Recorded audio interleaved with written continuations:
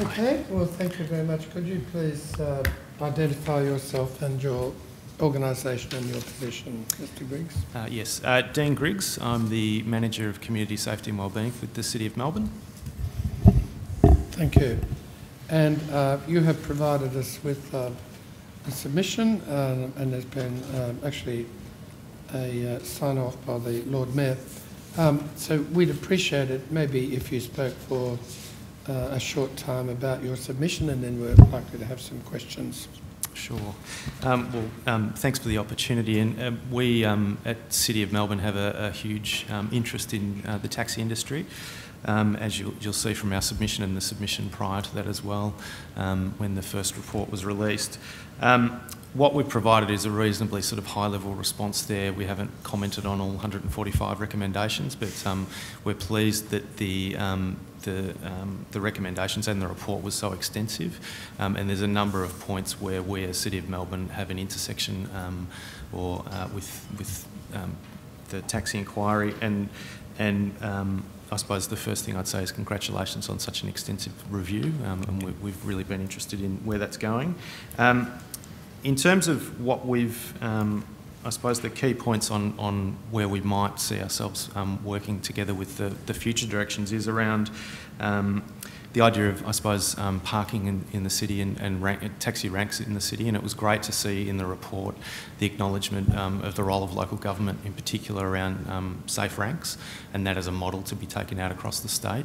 And we're more than happy to sort of work with you around I suppose, the foundational components of what those ranks look like, and also share with you our experience and the amount of investment we've put into those, particularly in the Queen Street rank that's going really well at the moment, seeing over 500 people per night.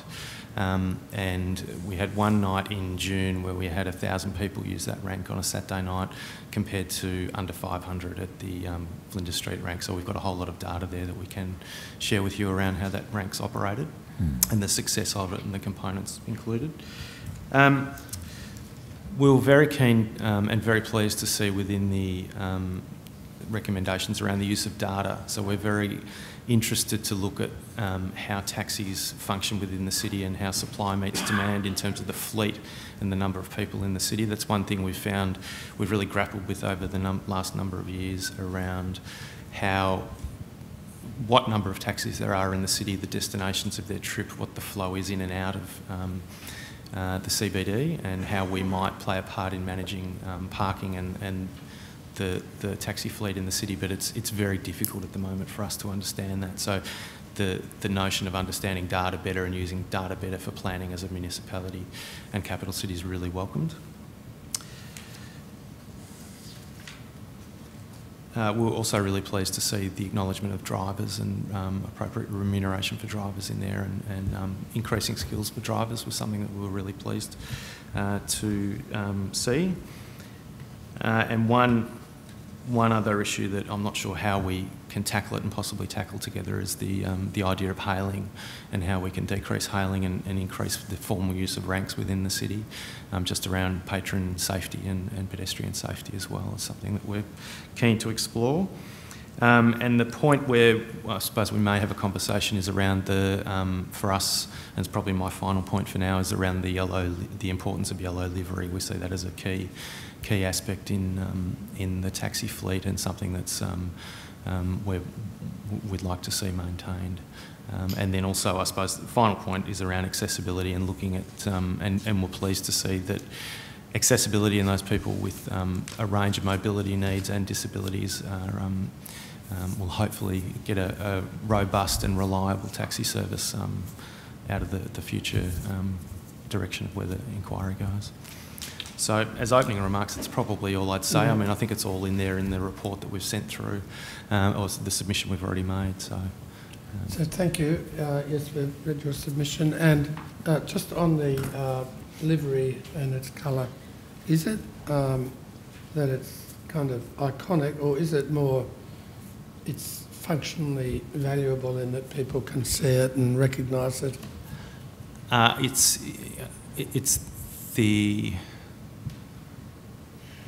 I think that it's recognisable. I think, and that it's a consistent colour. That I think yellow is seen for us as the colour of taxis, and that's the functionality of it. As you know, in the report, we've not done more than raise it as an issue. We haven't taken a view on it. I suppose the other question is there are other cities where they do have different colours, Sydney for a start. So is the issue recognisability? Is it possible you would get equal recognition with different colours if it was a it was done consistent properly? taxi look? Yeah. That's certainly possible. I mean, I think a well-branded taxi fleet that's recognisable is what we would like to see. And I mean, in raising it with the council, as yellow was the colour that they identify with taxis, and they have that history with that. So that's something that they see as a Melbourne, the identity of taxis in Melbourne. Yeah. Yeah. And you've referred to the seeming success or improvement with the Queen Street facility and other things. And I think we'd want to acknowledge that. Are there further improvements in that possible? Are there other things? You're still getting people doing doing hailing anyway. We are, yeah. Other things. So it's made a significant contribution. There's probably yet further room to make further. Yeah. It's moved from I suppose a pilot to a permanent fixture. So we've had it in the last in the initial stages of it with generators and lights, and it's sort of had a temporary feel. But now we're putting in some permanent lighting. The Salvation Army coffee van that's there is now a sort of a very regular feature. We have a permanent toilet that's there, so it's there to stay, and it's doing really good numbers, I think, and provides a space in the city that people know they can go to and wait for a cab, and they've gone there in droves, as we've seen. It's been preferred over the Flinders Street rank in terms of numbers. Yep. Do the council have a view on the adequacy of the number of cabs available? When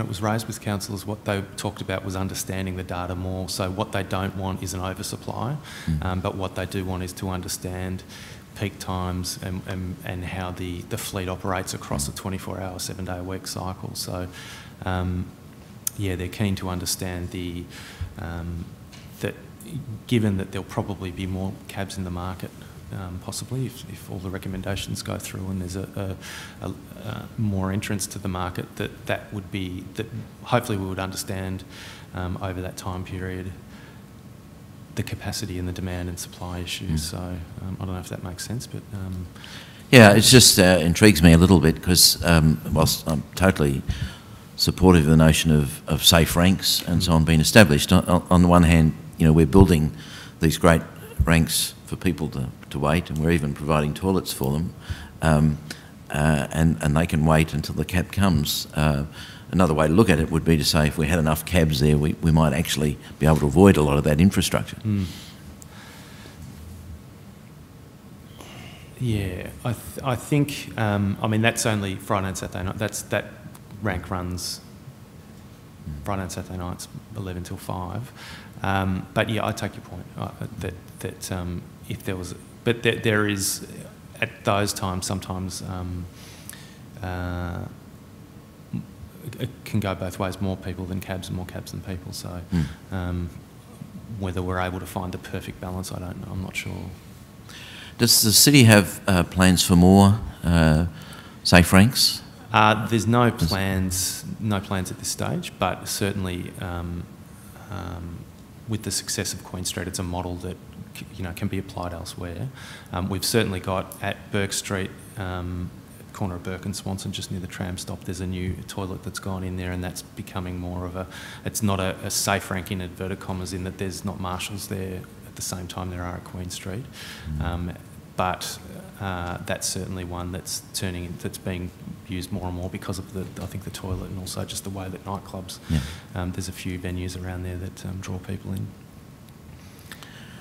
I wanted to ask you a question about the hailing situation, because it seemed that reading the submission, it was more or less a general comment that was being made about hailing cabs in the city, not just one that's linked to the operation of the safe rank. No, it's a general comment about, I suppose, pedestrian safety and hailing across the board around the CBD. So,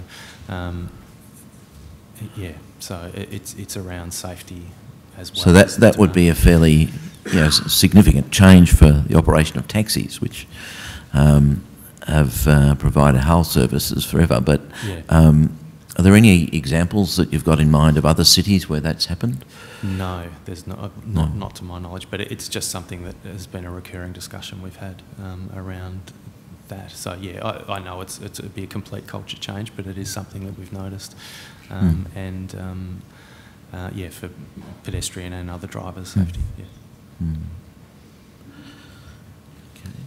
Just going back to ranks for a minute, with the normal street ranks that you find dotted around the city, are there pressures on them, and how do you view them? Obviously you hear from time to time people in the industry saying, oh, well, I'd like ranks to be a bit bigger, sometimes they can't get on them, they have to keep driving around, and I assume on your side there's some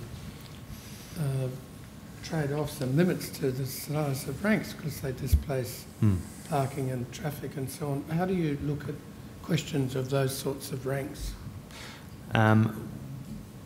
Well, again, in terms of my knowledge of the way ranks are sort of constructed or through a council point of view is very limited, so I can't answer that in too much detail. But again, I think it's understanding the data of cabs that are out there and working with operators to work out where those prime locations might be and where they are, the existing ones at the moment. So yeah, I can't really answer that too well, I'm afraid. Yep. I was just going to ask you about, if I could, you mentioned the issue around shift changes, and that seems to be a problem. We haven't really heard a great deal about that, actually, from up till now. So I know it's been a major problem in Sydney. When you go to Sydney, if you try and catch a cab at the wrong time, you're in real trouble. But